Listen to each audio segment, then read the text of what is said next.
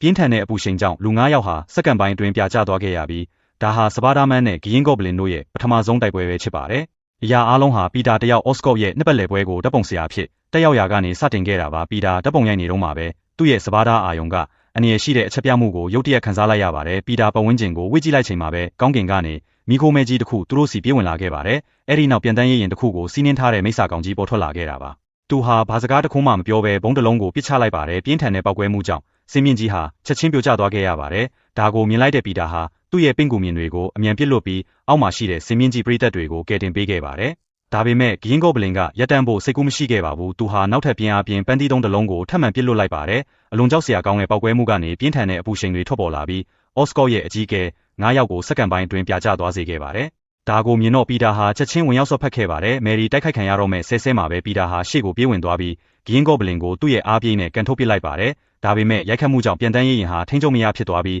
အနီးနားကမိုးပြန်ဘောလုံးကြီးစီတွားရောက်တိုက်မိခဲ့ပါတယ်။ကန်ကောင်းစွာနဲ့ပဲပီတာဟာလျင်မြန်စွာတုတ်ပြန်နိုင်ခဲ့လို့အောက်ကကလေးငယ်ကိုကယ်တင်နိုင်ခဲ့ပါတယ်။ဒါပေမဲ့ပီတာမောဖြေဖို့တောင်အချိန်မရသေးခင်မှာပဲဂီယင်းကော့ဘလင်ဟာပြန်ထရက်လိုက်ပါတယ်။မယုံနိုင်စရာကောင်းတာကသူဟာပီတာရဲ့အပြင်းထန်ဆုံးတိုက်ခိုက်မှုကိုတောင်လွယ်လွယ်ကူကူတားဆီးနိုင်ခဲ့တာပါ။အဲ့ဒီနောက်ပီတာကိုကန်ထုတ်လိုက်တာကြောင့်ပီတာဟာမီတာတော်များများအထိလွင့်ထွက်သွားခဲ့ရပါတယ်။ဆက်လက်ပြီးဂီယင်းကော့ဘလင်ဟာသူ့ရဲ့ပြန်တန်းရေးရင်ပေါ်ပြန်တက်ကပီတာကိုမရက်မနာတင်နဲ့ပြစ်ခတ်ပါတော့တယ်ပီတာဟာသူ့ရဲ့ဖျက်လက်မှုနဲ့ကြီးစံတိုင်းကိုရှောင်ကွင်းနိုင်ခဲ့ပေမဲ့မယ်ရီကတော့စင်မြင့်ပေါ်မှာအသက်လူတွဲခုန်နေရပါပြီပီတာကမယ်ရီကိုကယ်ဖို့ခုန်ကူးလိုက်တဲ့အချိန်မှာပဲဂီယင်းကော့ဘလင်ဟာအခွင့်အရေးကိုအမိရယူပြီးပီတာကိုမှန်ပြတင်းစီဆောင်းတုံးပစ်လိုက်ပါတယ်အဲ့ဒီနောက်ပီတာကိုရဲရဲဆက်ဆက်တိုက်ခိုက်ပါတော့တယ်ဒါပေမဲ့ပီတာရဲ့ခေါင်းထဲမှာမယ်ရီကိုကယ်ဖို့တခုပဲရှိနေခဲ့တာပါဂီယင်းကော့ဘလင်ရဲ့ချုပ်ကင်မှုကနေရုံထွက်နိုင်လိုက်တဲ့ခဏမှာပဲပီတာဟာသူ့ရဲ့မျက်လုံးတွေကိုပင့်ကူမြင်နဲ့ချက်ချင်းပစ်ပိတ်လိုက်ပါတယ်အဲ့ဒီနောက်ပြန်တန်းရေးရင်ရဲ့ထိန်းချုပ်ဆက်ကိုဆွဲယူပြီးခြေမုံပစ်လိုက်ပါတယ်မကြခင်ငါတို့ပြန်ဆောင်ကြတာပေါ့စပါးဒါးမန်အဲ့ဒီအချိန်မှာပဲမယ်ရီဟာထက်မတောင့်ခံနိုင်တော့ပဲမြင်မာတဲ့စင်မြင့်ပေါ်ကနေပြုတ်ကျသွားခဲ့ပါတယ်ပီတာဟာသူမနောက်ကိုချက်ချင်းလိုက်ခုန်ချခဲ့ပြီးမြေပြင်ပေါ်မကြခင်လေးမှာပဲပင့်ကူမြင်ပစ်လွတ်က